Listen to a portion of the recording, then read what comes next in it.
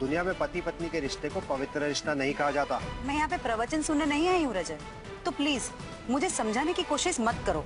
मैंने ये तय कर लिया है कि मैं शादी तुमसे करूंगी ही, और अगर तुम मुझसे शादी करना नहीं चाहते तो गलती से भी ऐसा मत सोचना कि मैं विवेक के पास वापस चली जाऊं।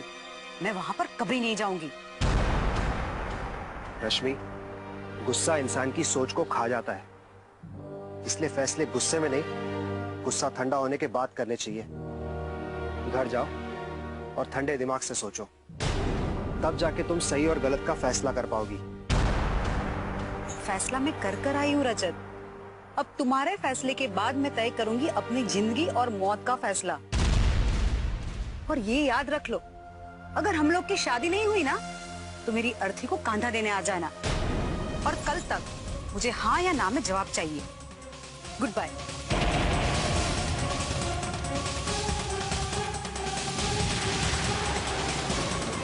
अजीब लड़की है, कैसे समझाओ इसे?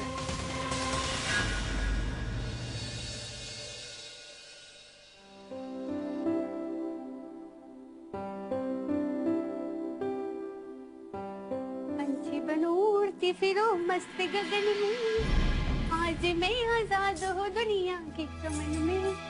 पंछी बनो उड़ती फिरो मस्त गगन में, आज मैं आजाद हो दुनिया के चमन में।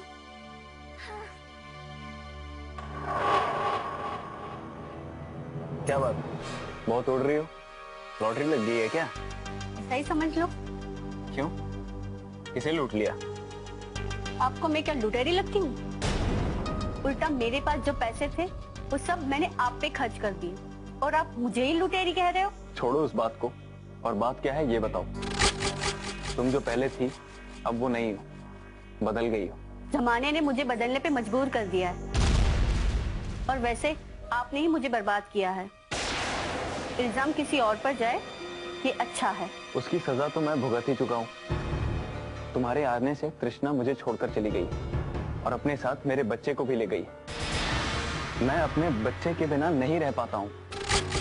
हर 2 दिन बाद उससे मिलने उसके बोर्डिंग स्कूल जाता था, लेकिन तृष्णा ने उसे स्कूल से भी निकाल दिया और अपने घर पे रख लिया। अब मैं उससे मिल भी नहीं सकता, इसलिए मेरा कहीं मन नहीं लगता, और ये सब तुम्हारे कारण हुआ है। ओफो मेरे राजा, आग से खेलने का भी शौक है और जल जाने का भी डर। मैं तो आपको चाहती हूँ, अगर आपकी चाहत मेरी जान भी ले ले तो कोई गम नहीं। यहाँ जान तो मेरी लेने पर तुली हो ना? गलत, मैं तो आपकी पत्नी बनना चाहती हूँ, और पत्नी बनने की प्रैक्टिस तो मैंने कब की शुरू कर दी। औरत पत्नी प्रैक्टिस से नहीं, संस्कार से बनती है। ओफो मेरे राजा, आपके लिए संस्कार सीख लूंगी। उसका सबसे बड़ा सबूत ये है कि मैंने आपकी माँ के दिल में जगह बनाना शुरू कर दिया है। उनका भरोसा ही मेरी जीत है। जब तक दामिनी है तुम अपने किसी भी मकसद में कामयाब नहीं हो पाओगी। देखते हैं, हमने अपना आशियाना इतना मजबूत बना लिया है कि कोई दामिनी उसे जला नहीं सकती। बस आप बीच में मत आना, फिर देखना मैं कैसे एक एक से निपट लेती हूँ। क्यों अपना समय बर्बाद कर रही हो? मैं तो कहता हूँ दुबई वापस चली जाओ, यहाँ तुम्हारा कुछ नहीं होने वाला। ओफो, हमने कश्ती को खुद तूफान के हवाले कर दिया है। अब देखते हैं डूबे या पार लग जाए।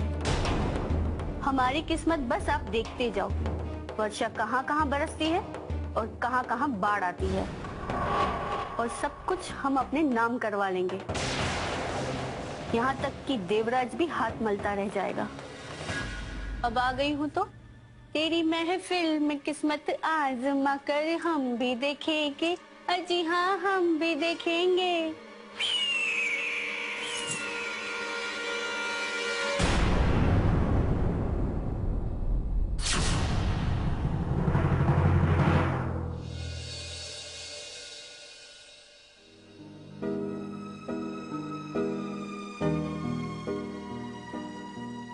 जनाब जनाब जनाब, आपने ये फरमाया था कि हम देवराज साहब की डिटेल इंफॉर्मेशन लेंगे। हम उनकी इतनी डिटेल इंफॉर्मेशन लेकर आए कि देवराज साहब खुद सुनेंगे तो घबरा कर गिर पड़ेंगे। वेल डन जावेद, मुझे तुमसे यही उम्मीद थी। लेकिन जावेद, ऐसी कौन सी बात है जो देवराज खुद नहीं जानता? सर क्या वो खुद ये जानता था कि कि वो अव्वल दर्जे का चीटर, बेईमान, धोखेबाज और लालची इंसान है। अगर उससे भी ये सारी अच्छाइयां गिनवा ली जाए तो क्या कबूल करेगा? कुछ नहीं, कुछ भी नहीं। जावेद मियां, वैसे मैंने ये तो सुना था कि वो आदमी ठीक नहीं है, कभी सीधे रास्ते चलता ही नहीं, लेकिन इतना टेढ़ा चलता है ये तो पहली बार आपसे पता चला। सर वो शैतान का जुड़वा भाई है, जुड़वा। जो आदत शैतान की है वो उसकी है। सर वो शैतान का जुड़वा भाई है, जुड़वा। जो आदत शैतान की है वो उसकी है। सर बहुत ही खतरनाक और मौका परस्त इंसान है सर। लोगों की जमीनों पर जबरदस्ती और बेईमानी से कब्जा करना उसकी आदत नहीं, फितरत है। जावेद मियां, उसकी कंस्ट्रक्शन कंपनी जो है, कब्जा करने में तो वो माहिर ही होगा। सर एक कंस्ट्रक्शन कंपनी तो आपने भी है, पर आपने तो कभी किसी की जमीन पर बेईमानी से कब्जा नहीं किया। जावेद मियां, ईमानदारी मेरा पेशा है, और चाहे कितना भी नुकसान हो जाए मैं बेईमानी नहीं कर सकता। आगे तो सुनिए सर, यूं तो इसके बहुत सारे प्रोजेक्ट चल रहे हैं, लेकिन वो एक खास प्रोजेक्ट बनवा रहा है जो एनआरआई लोगों के लिए। उसका ये कहना है कि हिंदुस्तान में एनआरआई लोगों के लिए ऐसा पहला प्रोजेक्ट है। बहुत महंगी फ्लाइट्स है सर उसमें। सर उसका ये ड्रीम प्रोजेक्ट है। ड्रीम यानी कि सपना। जावेद, अगर किसी का सपना टूट जाए तो वो बौखलाकर पागल हो जाएगा। मैं भी यही चाहता हूं कि देवराज पागल हो जाए। इसमें कौन सी बड़ी बात है हुजूर? अगर देवराज का ये प्रोजेक्ट रुक जाए तो वो भी पागल हो जाए। प्रोजेक्ट में कोई कमी नजर आई? नहीं सर, कमजोरी नजर आई। उस जमीन पर सरकारी तौर पर और कानूनी तौर पर बहुत सारी रुकावटें थी। देवराज ने कुछ काम तो पैसे देकर करवा लिए और कुछ के कागजात उल्टे सीधे तरीके से बनवा लिए। मतलब नामुमकिन को मुमकिन बना दिया। माफ कीजिए सर, पैसा हर नामुमकिन को मुमकिन बना देता है। जावेद मियां, तुम ये पता करो कि देवराज के रास्ते में क्या क्या रुकावटें थी, और उन रुकावटों को दूर करने के लिए उसने किन किन आदमियों को खरीदा है और कौन कौन से काले कारनामे किए, वो भी पता लगा लो सर। उसके हर कदम पर नजर रखो। मैं उसके हर फायदे को नुकसान में बदलना चाहता हूं। जनाब वो इतना कमजोर इंसान नहीं, वो पैसों और पहुंच दोनों से बहुत मजबूत है। उसे नुकसान पहुंचाने के लिए लोहे के चने चबाने पड़े। जावेद मियां, हम उस लोहे के चने को चबाने के लिए अपने दांत लोहे के बनवा लेंगे, लेकिन उसे मात देकर रहेंगे। जनाब अगर आपकी इजाजत हो तो एक बात पूछूं? पूछो। सर अचानक हमारी लिस्ट में देवराज का नाम क्यों और कैसे शामिल हो गया? उसने तो हमारा कुछ नहीं बिगाड़ा सर। अल्लाह के करम से हमारा कारोबार भी बहुत अच्छा चल रहा है सर। उसके पीछे पड़ने से वक्त भी बर्बाद होगा और नुकसान भी हो सकता है। जावेद मियां, हर सौदे में फायदा हो ये जरूरी तो नहीं। जो नुकसान दिलो दिमाग को सुकून दे, फायदा दे, उससे बड़ा सौदा कोई नहीं हो सकता। जनाब मैं कुछ समझा नहीं। जावेद मियां, आप समझ भी नहीं सकते, क्योंकि ये बिजनेस नहीं कुछ और है।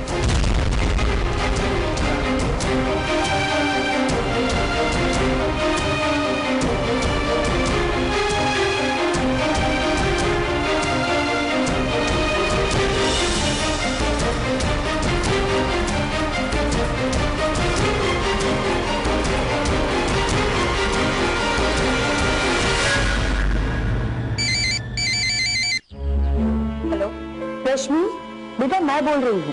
जी बोलिए। मैंने ये क्या सुना कि तुम पुलिस में कंप्लेन करने के लिए भी तैयार हो गई हो? हाँ, गलत नहीं सुना आपने। अगर जरूरत पड़ी तो वो भी करूंगी। अच्छा, कंप्लेन करने से क्या हासिल होगा? पुलिस तुमसे सबूत मांगेगी, गवाह मांगेगी। क्या तुम ये साबित कर पाओगी कि हमने तुम पर जुल्म किए हैं? वो करना मेरा काम है, मैं कर लूंगी। आपको उसके लिए परेशान होने की कोई जरूरत नहीं है। अरे जरूरत कैसे नहीं है? तुम हमारे घर की बहू हो, हम तुम्हारे बारे में चिंता नहीं करेंगे तो कौन करेगा? हाँ? वैसे एक बात बताओ, तुम कब वापस आ रही हो बेटा? तुम्हारे हाथ की चाय पीने के लिए मैं तरस गई हूँ। मुझे बेटी कहकर माँ बेटी के रिश्ते को बदनाम मत कीजिए।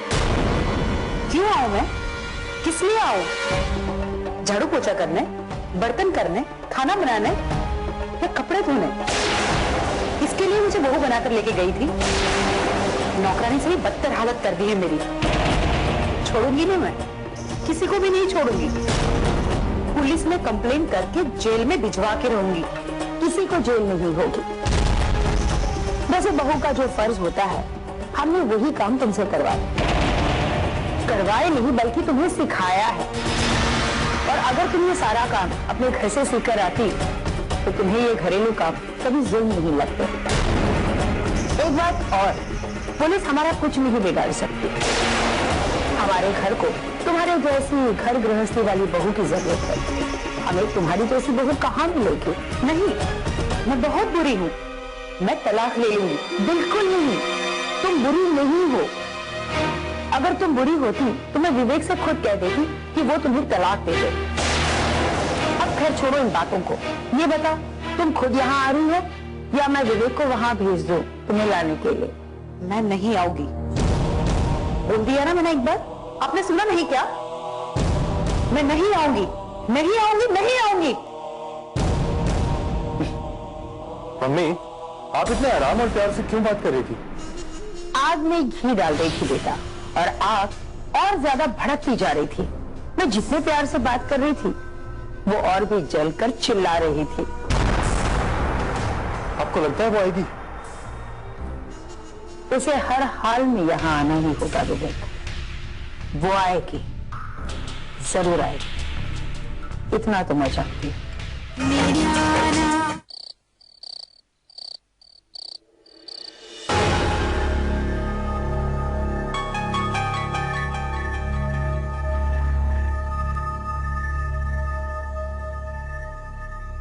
भाभी जी, दामिनी का कुछ पता चला? हाँ पता चला, कहाँ है वो? प्रेम के घर। आपको कैसे मालूम? फोन आया था। अच्छा, तो उसने फोन किया था आपको? नहीं, तो फिर? मुझे अपने घर बुलाया था, मुझे वहीं जाकर पता चला। भाभी जी, एक बात मुझे समझ में नहीं आती है, प्रेम है कौन जो हमारे घरेलू मामले में दखल देता है? आप उससे कुछ कहती भी नहीं है, उसकी औकात ही क्या है? माफ कीजिएगा भाई साहब, भगवान के लिए प्रेम के बारे में कोई गलत बात मत कीजिए। वो मेरे लिए बेटे से बढ़कर है। जो सगे बेटे को करना चाहिए था वो उस मुंह बोले बेटे ने किया। उसके बारे में कोई कुछ भी कहे, ये मैं बर्दाश्त नहीं कर सकती। सही कहा आपने दीदी, बिल्कुल ठीक कहा आपने। ऐसे अपनों से तो गैर ही अच्छे। अब खैर छोड़िए भाभी जी, ये बताइए आपने क्या फैसला किया? किस बारे में? आशियाना और मिल के बारे में। अब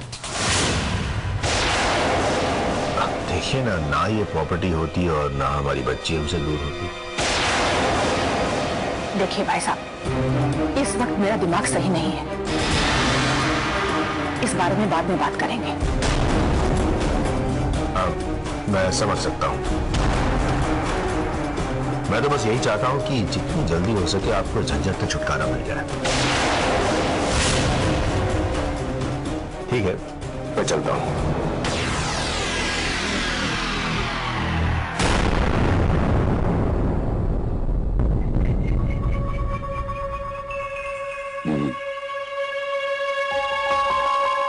कोई भी फैसला करने से पहले मेरी राय जरूर लेना। ये परमजीत गिरगिट की तरह रंग बदलता है।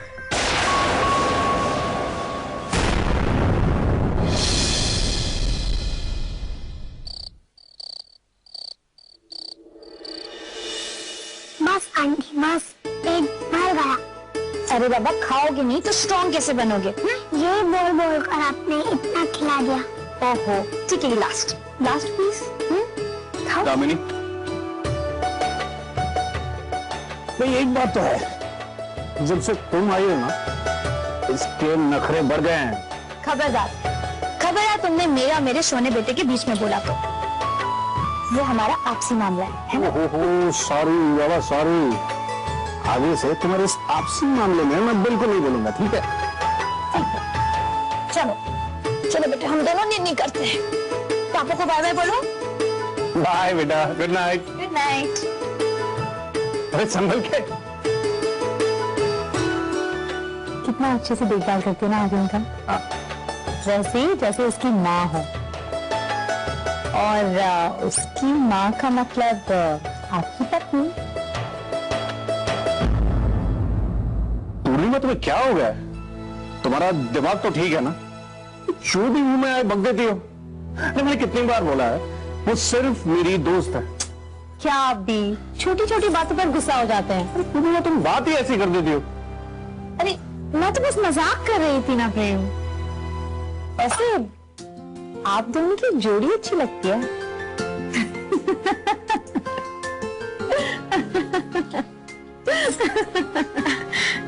इससे क्या हुआ? ये इतना हंस क्यों रही है?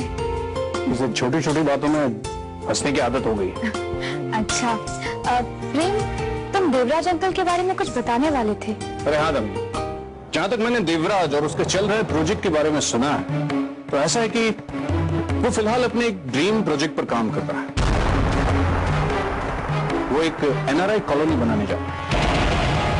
हमें सबसे पहले तो उसके इस प्रोजेक्ट में रुकावट डालनी होगी, जिससे कि उसे बहुत बड़ा झटका पहुंचे।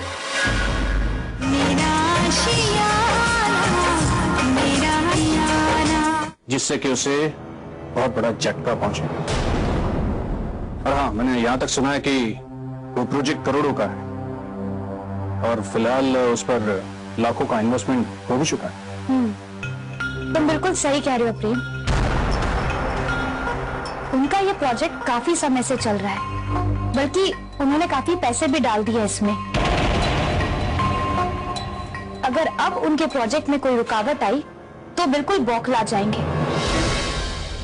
लेकिन हमें करना क्या चाहिए?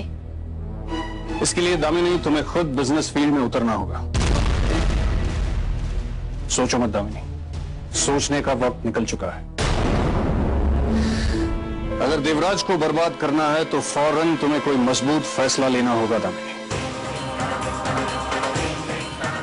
यूं समझ लो कि अगर तुम्हें स्वर्ग देखना है, खुद मरना होगा। लेकिन फौरन किसी बिजनेस में हाथ डालने के लिए भी पैसों सब की... भगवान पर छोड़ दो दामिनी, तो सब ठीक कर देगा। दामिनी, वैसे बहुत जल्द मैं आर्यन के नाम पर एक एक्सपोर्ट कंपनी खोलने जा रहा हूं। अब मेरे पास उतना वक्त तो है नहीं कि मैं हर जगह पर इन्वॉल्व हो सकूं। और तुम जिस तरह से आर्यन को प्यार करती हो, बस यूं ही समझ लो कि तुम्हें उसके लिए एक कंपनी खड़ी करनी।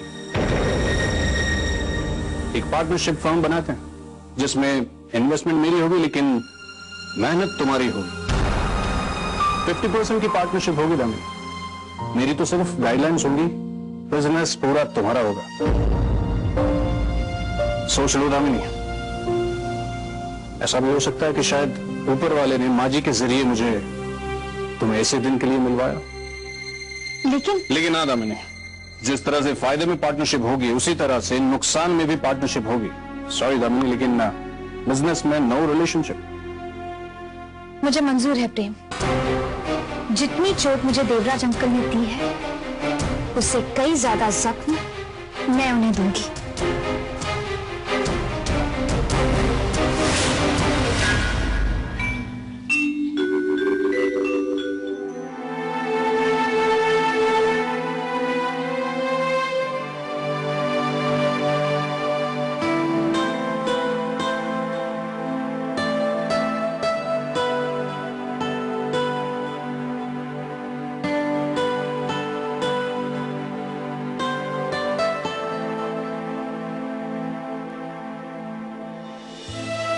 सॉरी, थोड़ी देर हो गई।